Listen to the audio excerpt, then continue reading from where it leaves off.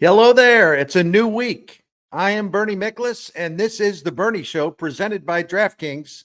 The crown is yours. First of all, I don't know why I'm wearing headphones. I guess I'm getting old.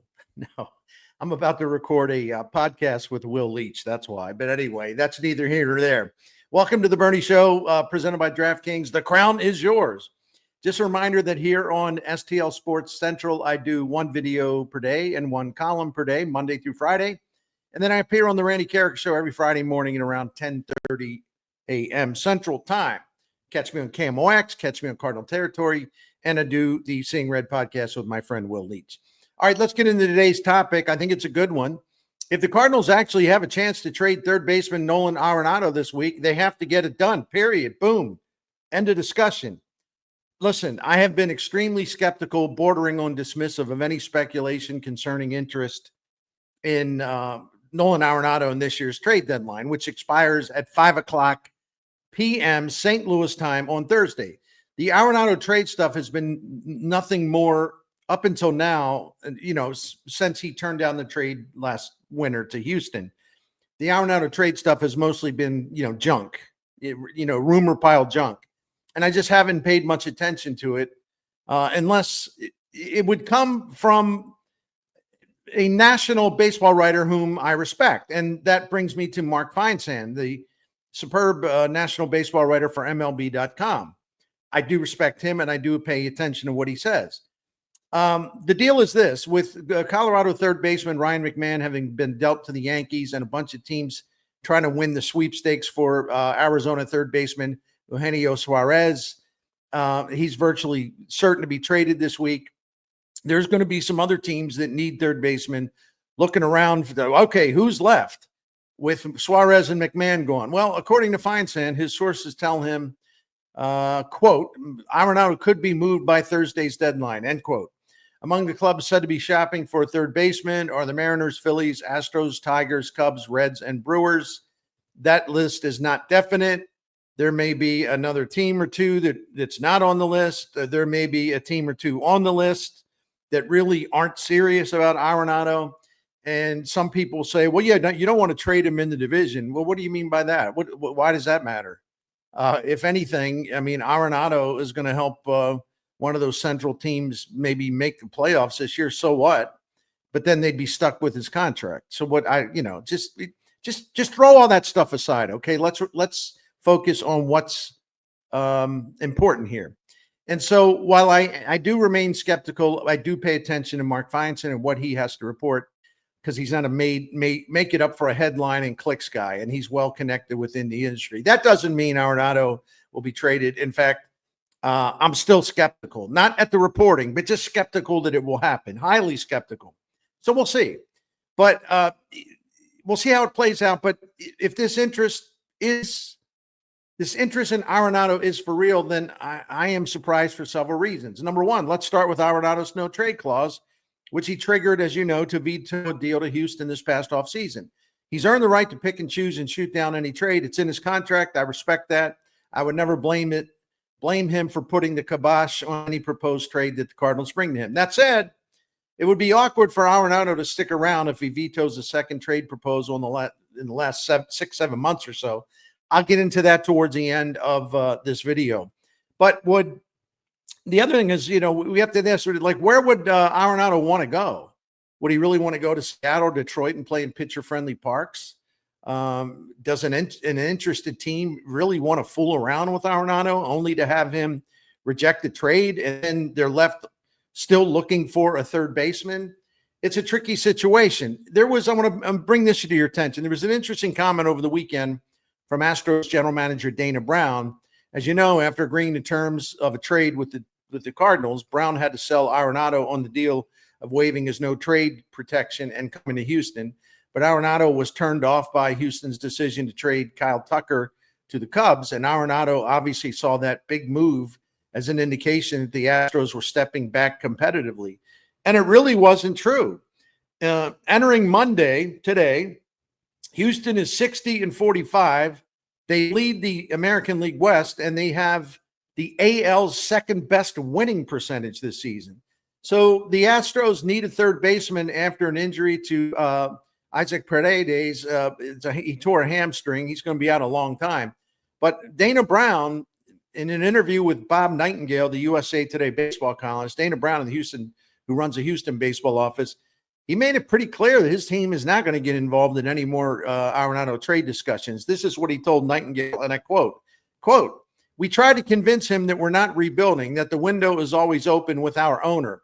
We plan to compete in 2025 and beyond. He misunderstood the plan." End quote. So there you go. That probably takes the Astros, I would say almost definitely takes the Astros out of any type of serious talks. But crazier things have happened. All right. So the no trade thing is a big obstacle. The second obstacle is Arenado's glaring defects offensively. At age 34, he continues to sink deeper and deeper into decline, and it's gotten very ugly. For the season, he's batting .237. He's got a .298 on base percentage. He's slugging .377. All our career lows in a season, as is his .669 OPS. He's and the arrow's pointing down. I'll get into some of this, well, a little bit of this now, but I'll get into this more later about how far he's fallen even during the season. But perhaps the interested teams are looking back to what Arenado did over his probably his second best stretch of the season, the first 3 weeks of June, which obviously isn't that long ago. In his first 18 games in June, Nato batted .290. He slugged .478. He had an .807 OPS. Hit a home run every 25 at bats. That's good stuff for him right there. That's good stuff, except it didn't last. Arenado has not homered as I record this today. He has not homered in his last 22 games. And since June the 21st, he's batting .203 with a .253 slugging percentage. His OPS is just right around 500. Bad numbers, really bad numbers. Now, it's understandable that teams covet Arenado's strong defense because he's still one of the best third basemen in the game. Right now, as we go into Monday, he is tied for second among third basemen in the majors and outs above average. He is fourth in defensive run saved. So he hasn't lost much there. He's still very, very good. And it could be that a team out there is going to be optimistic and going to say, well, let's look at those first 3 weeks of June. The guy was really, really good. There's a lot of life in his bat. And on top of that, these teams could say, he had to deal with some injuries right after that. He had that sprained thumb. He had that shoulder impingement. They weren't serious injuries, but it probably messed him up for a little while. So we have to factor that in. See, if another team's front office is inclined to give Arenado the benefit of the doubt, then they can point to those relatively minor injuries, and they can point to that as a factor in his recent futility on offense. But I can't believe, frankly, that those teams would be that naive, but also to overlook Arenado's history of lower back problems and overlook his age, right? And Arenado, here's the other thing, and we'll get into number 3 next. Arenado is not a short-term deal. He's not a rental. We say, well, his contract's up after this year, but let's go with him now. He can help us down the stretch. If nothing else, play good defense. Well, that's not the case, however, as you all know, which brings me to number 3 obstacle in a potential trade. Arenado's got 2 years and $42 million remaining on his deal beyond this season. He's due $27 million in 2026 and $15 million in 2027. Next season, his salary includes $6 million in deferred money plus $5 million that will be paid out by the Rockies as part of the original trade that made him a Cardinal. Now, this isn't a massive amount of money for a future Hall of Famer, but that's not the point. The point is that the team acquiring Arenado would also be buying his age 35 and age 36 seasons. Considering that Arenado's offense has deteriorated in 2025 for a third consecutive season, it would be utterly foolish to expect him to provide even league average offense in 2026 or 2027. And that's got to be a factor in their thinking for anybody that wants to pick up that contract. When I return for my second segment of the Bernie Show, I will explain why trading Arenado is of the utmost importance for the Cardinals, if in fact a deal is even possible. But first, it's DraftKings time. I always love to talk to you about DraftKings. You can enhance what's left of your baseball summer by going to DraftKings and playing their Pick 6 fantasy game. I play it. I love it. Playing DraftKings Pick 6 is fun. It's really easy to get started. And the cash prizes are on the table if you want to put your knowledge to use on baseball Get in there and take that money. First of all, download the Pick Six app from DraftKings. Nothing at all complicated about making selections. DraftKings app will actually, if you hit the button on a player profile, you'll see even some information will help you make a smart decision. Each day, DraftKings sets a stat line for dozens and dozens and dozens of major league players for their next game. So what you'll do is take what's available and you'll shop around and what looks good to you. And then you'll pick more, you'll go higher, or less, you'll go lower. That stat line for two or more of your favorite players. And then you're going to be in line for a shot at winning that money. I always like to have an example. Some days I don't, some days I can't, but I got an example and a hypothetical on tonight's Cardinals Marlins game, Monday at Busch Stadium. Edward Cabrera starts for the Marlins on Monday, and while he has not been great on the road compared to home, his ERA is a little high on the road. Cabrera keeps the ball in the yard. He's only allowed 9 home runs all season, and he's yielded less than 1 homer on average per 9 innings. He's a right-handed pitcher. He's tough on left-handed hitters and right-handed hitters in terms of limiting their power. DraftKings has set a line of 0.5 home runs on a lot of Cardinals for tonight's game. Alec Burleson, Contreras, Donovan, Arenado, Pages, Herrera, Walker, Wynn, and Scott. So you could go through those guys and figure, okay, who's the best? Who do I think will not hit a home run tonight? Now, of course, the Marlins bullpen comes into play because it's not like Cabrera is going to pitch a complete game. But he'll go through the lineup at least twice, maybe 2.5 times, maybe 3 times, and then it's over to the bullpen. But the Miami bullpen has done a pretty good job of limiting home runs this year too. So anyway, if I had to make a pick, in my opinion, and again, Cabrera's only allowed 3 homers in the last 10 starts and only 2 homers in his last 5 road starts. So to me, an obvious candidate is Pages. He's got the Cardinals catcher has 1 home run in 105 at bats since June the 7th. So if Pages indeed starts tonight's game, I'm going to go lower than 0.5 home runs for him. You see how that works? But again, you can get in there and shop around and take a look yourself. And I give you these numbers, as I'm doing this Monday morning. You always got to check back because things could change throughout the day. When you go to DraftKings Pick Six, just go there and check out the site. It's great. Pick Six is available right here in Missouri. There's nothing to hold you back, nothing at all. I think you're going to like it because I know I like it. Don't settle for smaller payouts at other places. Do not do that because you switch to Pick Six and you'll be at the right place at the right time for winning cash by putting your baseball knowledge to use. Right now, new customers can get $25 in bonuses with their first deposit of $5. So download the DraftKings Pick Six app. Do it now. Do it soon. Use the code STL Sports. That's code STL Sports for new customers to get $25 in bonus money with their first deposit of $5. Better payouts, bigger wins, only with Pick Six from DraftKings. The crown is yours. Gambling problem? Call 1-800-GAMBLER. Help is available for problem gambling. Call 888-789-7777 or visit ccpg.org in Connecticut. Must be 18 and over. Age and eligibility restrictions vary by jurisdiction. Pick Six not available everywhere, including New York and Ontario. Void where prohibited. 1 per new customer. Bonus awarded as non-withdrawable Pick Six credits that expire in 14 days. Limited time offer. See terms at picksix.draftkings.com/promos. All right, welcome back, and thanks for watching the Bernie Show on this Monday. The Cardinals have plenty of motivation for trading Arenado and focusing on the future beyond 2025.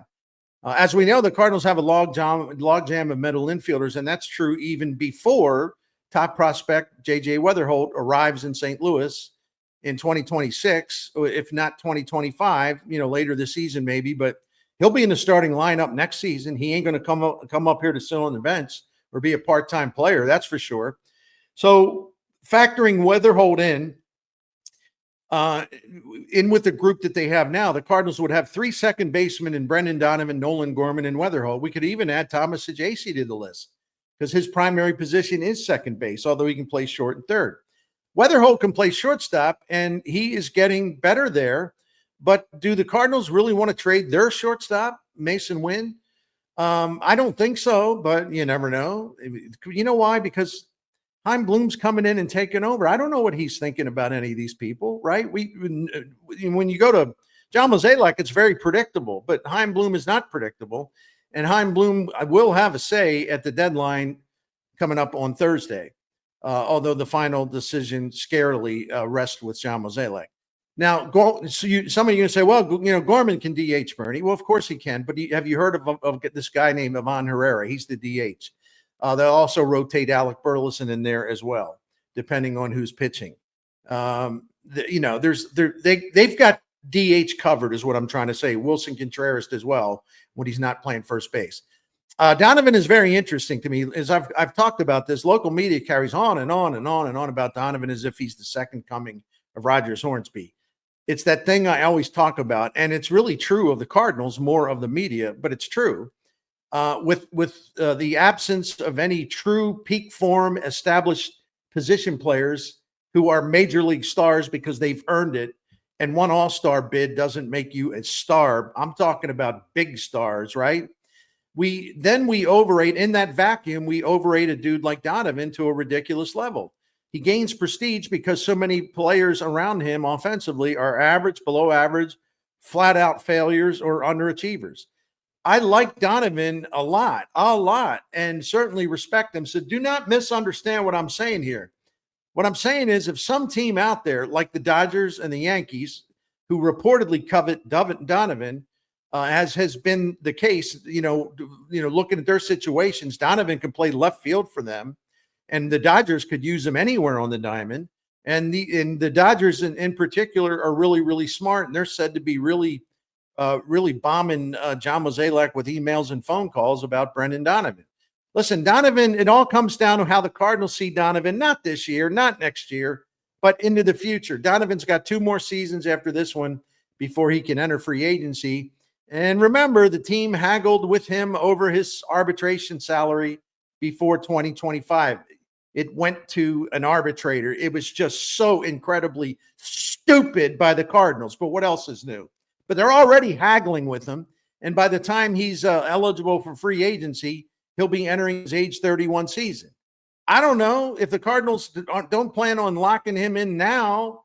I don't see a scenario where Chaim Bloom is going to give him a long-term contract to a 31-year-old player in Brendan Donovan, who will have a lot of miles on his tires by then. Listen, again, I'm not sitting here saying trade Brendan Donovan now. I'm not saying that. Nothing like it. But it's imperative for the Cardinals to leave every option available. They have got a major task to get this team up and running and into the state of being a contender again. It ain't going to happen overnight. So you got to look down the road a little bit. And if the Cardinals have little interest in locking Brendan Donovan into a long-term contract extension, well, what's the point of keeping him around when you could trade him? If the speculation is true, you could trade him to the Dodgers, especially the Dodgers or the Yankees, and there's some other teams there too, who would give you a pretty damn good return for him, maybe a great return. You just got to listen. That's all I'm trying to say. Anyway, the Cardinals could use Donovan in left field next season, especially if they move on from Lars Nootbaar. But 2 things. I don't know why, but it's true. Brendan Donovan has always hit much better when he's playing second base compared to left field. This year, the difference in his numbers are glaring. They're great when he plays second base, not so good in left field. Maybe that's just a thing. Maybe it doesn't really mean anything, right? They also have Alec Burleson playing a lot of left field, and he's done a good job out there defensively. He's not, he's not a ballet dancer. He's not graceful, but he's actually fielded the position well. He's gotten the job done, and he's getting better. And the Cardinals want him in the lineup, as they should. And, oh, by the way, they ain't trading right fielder Jordan Walker, so just get that out of your mind. It isn't going to happen. With Wetherholt joining the band soon, the team has too many second basemen, period, unless, of course, the Cardinals would seriously entertain offers for Donovan and Mason Wynn, because, as I mentioned, Wetherholt could be their shortstop if they trade Wynn, which I totally do not expect, not at the deadline. Who knows after once they get into the offseason, because going to be a new sheriff in town. I don't know what his preferences are, but we all agree that Wetherholt might be solid, might be okay defensively, but he's not going to match Mason Wynn's defense there. Mason Wynn's offense is the issue. Anyway, could the Cardinals trade Gorman? It's possible, I guess, but they really don't want to, and I understand why. And before you jump on me with wait a minute. You want to trade Donovan, but not you're saying don't trade Gorman? Number one, I'm not saying that, and you're missing the point respectfully. I don't want to trade Donovan, and I don't want to trade Gorman, but the Cardinals are idiots if they don't pay close attention to trade offers made on either player. That's all I'm saying. As usual, unfortunately, it's a huge headache. But one way to definitively alleviate this migraine is to offload Arenado. You make Gorman the third baseman. It's his natural position. He's got the arm for it. I think he plays third base really well. Now, the Gorman haters would tell you he is the worst third baseman in the history of any kind of baseball, including Little League. But they're haters, and so you just take what they say and you just kind of laugh at it. But I like to talk about it because it's funny. Having Gorman at third base makes it easier to have Donovan and Witherspoon at second base. But that means Donnie also can start some games for you in left field, maybe occasionally at third base, maybe right field. And Witherspoon's going to be playing a lot. So if he's not playing at second base, he'd be playing some shortstop. And he could probably play some third base for sure. And if the Cardinals were smart, which obviously they're not the current regime, they would have Witherspoon learning to play some outfield. And I agree with my friend Kevin Wheeler and colleague at KMOX. Why wouldn't you spend some time having John Jay working with Witherspoon, playing all three outfield positions just to learn the trade? He's a hell of an athlete. He's fast. I don't see why it would be some impossible situation to put him in the outfield as long as you don't do the stupid thing that they did with Jordan Walker, which is to throw him in right field when he never had played there. And it's just, oh, you're going from Double-A to the majors. Well, oh, by the way, yeah, you're going to play right field, even though we only let you do that for about a month at Double-A. Terrible. I don't think they would do that with Wetherholt, but I think this is something that I'm thinking about too. The more positions that what JJ Wetherholt plays, the better he'll be, the more value he has. Anyway. An Arenado trade makes so much sense. It's so obvious. I probably shouldn't have even talked about it with you, but I just wanted to go through some things. I know you know most of this, probably all of this, but I wanted to just kind of review it again. But there's something else I want to dig into my third and final segment here on Monday's Bernie Show, and I think it's really important. But first, it's Blue Chew time, and I'm happy, gentlemen, to talk to you about Blue Chew. It is a big blue dose of power that can help you raise your game during those special, intimate, and exciting times with your partner, especially if those times haven't been as exciting for a while, if you catch my drift. If you are struggling because of a weak offense, then turn to Blue Chew for a big boost of power to your game. Blue Chew is the original brand offering chewable tablets for enhanced performance and intimacy during those romantic evenings between the two of you. So it's time for you to modernize and get back in the game. May I be blunt here? You need a stronger bat, period. You need a stronger bat. You need more power. And Blue Chew can help you with that. Remember the motto. It's cute, but I love it. Chew it and do it. That's Blue Chew. Chew it and do it. Blue Chew can help men of all ages, including guys like me in their 60s. I appreciate what Blue Chew has done for me, and I'd like to see you discover the benefits as well. You will get your first month of Blue Chew free. You're just a few clicks away. It's easy to get going. You sign up at bluechew.com, consult with one of their licensed medical providers, and once you are approved, you'll receive your prescription to your door, delivered right to your door within days. It's all done online, simple and private, nothing awkward. Try your first month of Blue Chew free when you use the promo code Bernie. All you got to do is pay $5 shipping. The rest of it for that first month is totally free. The supply is free. So that's promo code Bernie to take advantage of that special offer. Visit bluechew.com for more details and important safety information. And we thank Blue Chew for sponsoring the Bernie Show, and we thank Blue Chew for helping out men everywhere. Welcome back to the third and final segment of today's Bernie Show. It's all about Nolan Arenado and the possibility of what could happen and what needs to happen. Just a very brief reset. Look, Arenado ain't going to turn back the clock offensively in any meaningful way. And here's the stat to me that really jumped at me, and I was like, whoa. He got off to a really good start this season. His first 25 games, the numbers, you can go look at it. Go look at his game logs. First 25 games, numbers are really good. But here's what he's done since then. In his last 68 games, going all the way back to April the 27th, Notto's hitting 227. His on-base percentage is 270.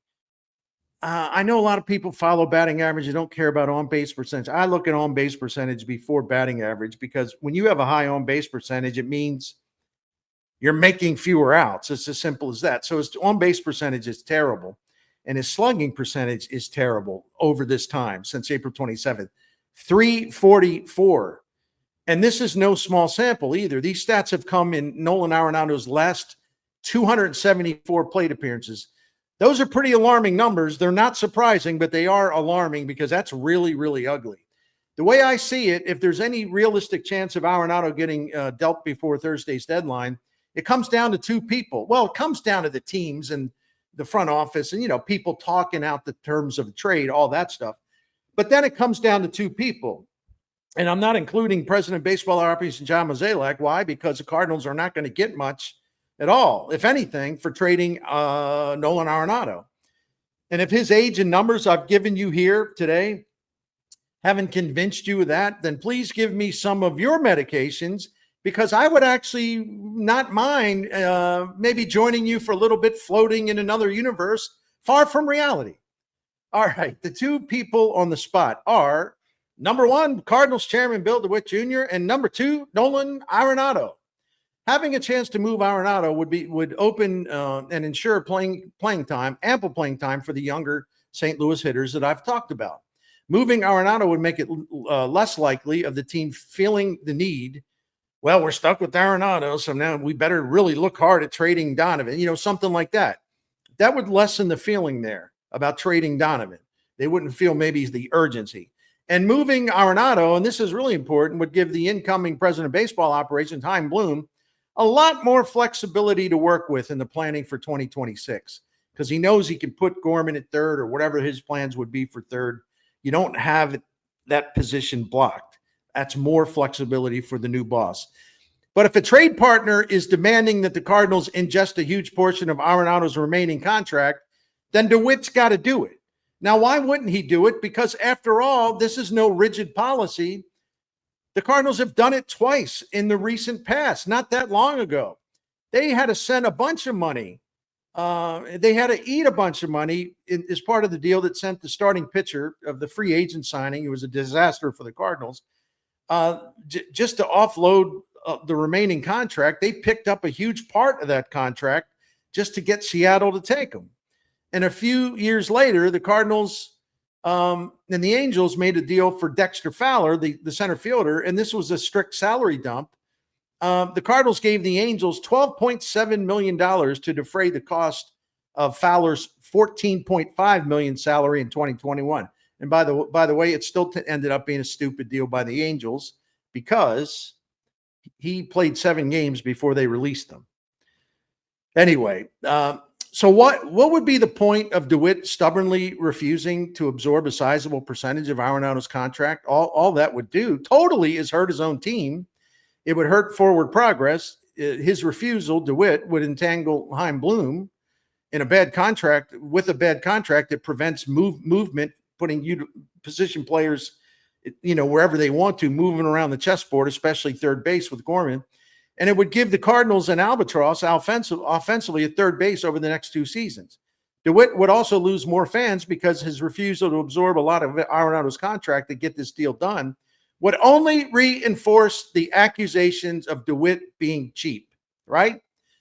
And the final reason, even if the Cardinals have to pick up 50% of Arenado's contract, maybe even a little more, DeWitt would still save money. I mean, do the math. Right now, the Cardinals are on the hook for $42 million. Let's say they eat half of that to get the deal done. Well, DeWitt would still come out $21 million ahead because $21 million is half of $42 million. I don't get it. I don't understand any reason whatsoever why DeWitt would say, no, we're not doing that. I think he will. And if he isn't, then wow, he's further gone than I thought. As far as judgment. Now, about Arenado, look, his career's winding down.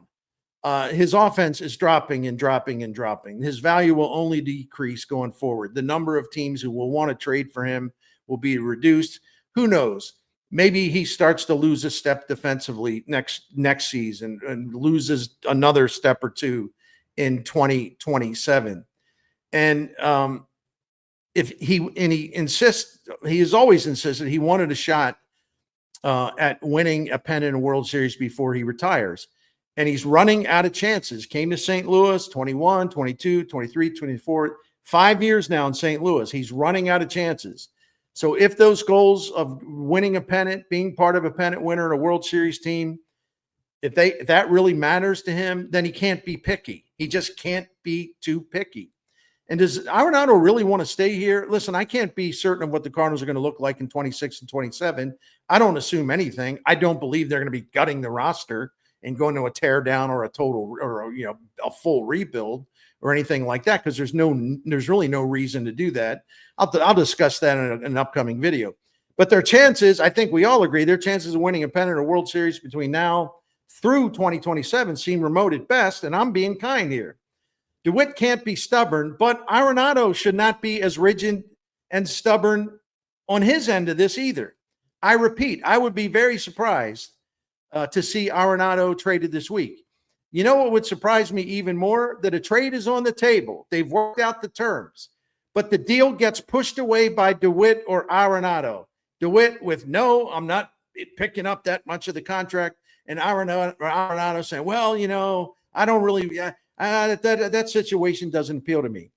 So that would surprise me even more than someone actually offering to take Arenado off the Cardinals' hands. The fact that either one of these gentlemen could be so dense as to turn it down. It would be a self-defeating move by the owner and the player.